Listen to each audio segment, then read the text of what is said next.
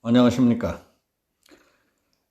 우리는 심하게 소용돌이 치고 있는 국내 문제에 정신을 쏟고 있는 동안 북한은 제8차 노동당 대회를 통해 핵무력을 강화하고 적대 노선을 유지하기로 하는 등 매우 도전적이고 위태로운 결정을 내렸습니다. 저들의 대남 압박도 더 노골화될 가능성이 예측된다는 소식입니다. 오늘 여기에 대해서 말씀드리겠습니다. 북한 조선노동당 제8차 당대회가 끝나면서 우리나라에 대한 북한의 대남 전술에 관심이 모아지고 있습니다. 저들이 말하는 밑둥지 전술의 변화입니다. 총비서 김정일 사망 10년 만에 노동당 총비서로 김정은이 추대되면서 대남 적대책을 더 강화할 가능성이 있기 때문입니다. 지난 5일에 시작해서 12일에 끝난 북한의 8차 당대회의 핵심은 핵무력 강화를 비롯한 대외 적대 노선의 유지입니다. 핵무력 증강에 명분과 정당성을 부각시켰다고 하는 것은 북한의 비핵화는 사실상 물 건너갔다고 볼 수밖에 없습니다. 이에 대해 우리 국정원과 그 외곽단체 그리고 대북 전문가들은 지난 12일 비공개 간담회를 갖고 북한 노동당 대회에 대해 분야별 분석 평가를 했습니다. 펜앤마이크는 이 가운데 대남 분야의 적대성 평가 보고서를 보도했습니다. 보도에 따르면 북한 측은 당대회에서 남조선 당국이 계속 북을 몰아세운다면 달리 상대해 줄 수밖에 없음을 경고한다고 밝혔습니다. 이는 대남 압박을 강화하면서 남북관계가 경색된 원인이 우리 정부에 있다고 못 박은 겁니다. 북한은 남조선 측이 코로나19에 대한 방역사업, 인도주의적 협력 및 북한 개별 관광 같은 비본질적인 문제를 꺼내들고 남북관계에 관심이 있는 듯한 인상을 주고 있다면서 근본적인 문제는 첨단 무기 반입과 한미 연합군사훈련에 있기 때문에 이를 중단할 것까지 요구했습니다. 이는 남조선 당국은 첨단 군사자산 획득, 탄도미사일과 순항미사일 개발, 세계 최대 수준 탄두 중량의 탄도미사일을 개발했다는 집권자의 발언부터 설명하고 반입 목적과 본심을 해명해야 한다고 어거지를 부렸습니다. 국정원에 보고된 비공개 평가서에는 이를 밑둥지 전술의 확장책이라고 봤습니다. 밑둥지라는 것은 근본 문제를 의미합니다. 밑둥지 전술은 근본 문제를 타격해서 나뭇가지와 열매인 부가적인 이익까지 얻겠다는 전술입니다. 그런데 문재인 정부는 밑둥지를 타격할 경우 밑둥지도 쓰러뜨릴 수 있다는 판단에서 이를 요구한다는 것입니다.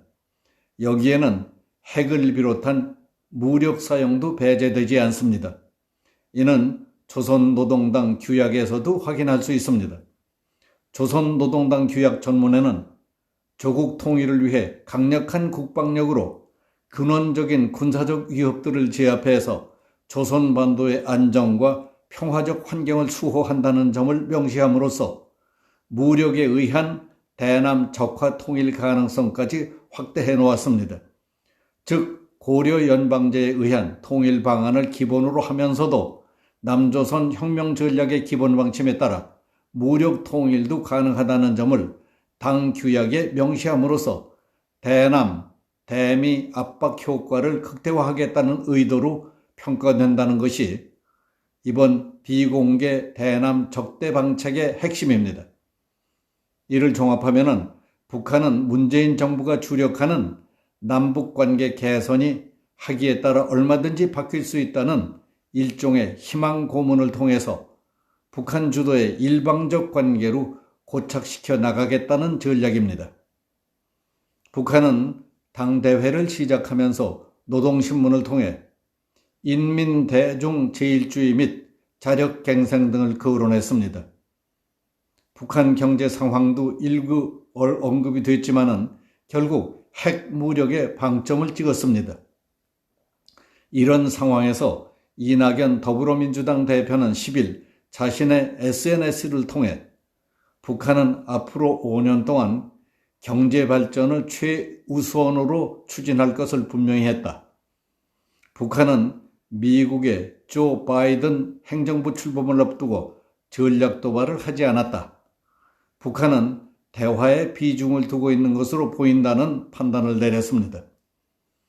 그러나 대북 문제 전문가들 가운데에는 이낙연 민주당 대표의 이와 같은 판단을 섣부른 판단이라고 보는 사람들이 많습니다. 특히 국정원을 비롯한 대북 정보기관 등이 8차 노동당 대회를 분석 중인 상황에서 집권 여당 대표가 출처도 밝히지 않고 자신의 주관을 공개했다고 우려하는 사람도 있습니다. 2007년 노무현 전 대통령의 2차 남북정상회담 14합의서 초안을 작성한 유성옥 전 국가안보전략연구원장은 여러 차례 북한 실무자들과 접촉했던 경험으로 볼 때 현 국면은 우리에게 결코 유리하지 않다. 지금 상황에서 남북 대화 운운하는 것은 어불성설이라고 잘라 말했습니다. 또 곽길섭 전 국정원 대북정보실장은 저들이 말하는 인민대중제일주의라고 하는 것을 우리나라 사람들은 경제 혹은 민생이라고 생각할 수 있지만 전혀 그렇지 않다. 인민대중제일주의는 핵무기 완성을 위해 북한 지도자가 모든 권력을 쥐어짜겠다는 뜻이다. 지금 당장 배고프지만 만능보금을 완성시켜서 우리 민족끼리 자립적 민족경제를 보완하겠다는 뜻이라며 경각심을 촉구했습니다. 북한은 지금 우리 민족끼리 정신에 의해 함께 하자는 게 아닙니다. 남북 교류 등 너희들이 하려는 것은 모두 비본질적인 것이다. 주한미군이 철수하지 않으면 대화하지 않겠다는 것입니다. 이런 상황에서 난데없이 교류협력 운운한다는 것은 어불성설이고 매우 위험한 생각이라는 것이 대북 전문가들의 거의 일치된 견해라는 사실을 심각하게 받아들여야 한다고 봅니다. 문재인 정부가 들어선 뒤 지난 4년 가까이 남북 군사 합의로 NLL과 DMZ 일대의 평화구역 확장, 주요 군시설 폐쇄, 비행금지 구역 설정, 무장 완화, 병력 감축, 탱크 저지선과 해안방책, 해저 침투 방어시설 철거 등 안보 국방이 너덜너덜해졌지 않습니까? 외교적으로, 경제적으로, 국내외적으로 별소리 다 들으면서 할 짓 못할 짓 다 해봤지만은 저놈들이 개똥만큼이라도 달라진 게 있었습니까? 대통령도 이제 정신을 차리고 마음을 접으세요. 애간장이 다 녹도록 불러도 대답 없는 놈입니다. 이제 우리는 우리가 살 길을 적극적으로 찾아야 합니다. 여기서 마치겠습니다. 감사합니다.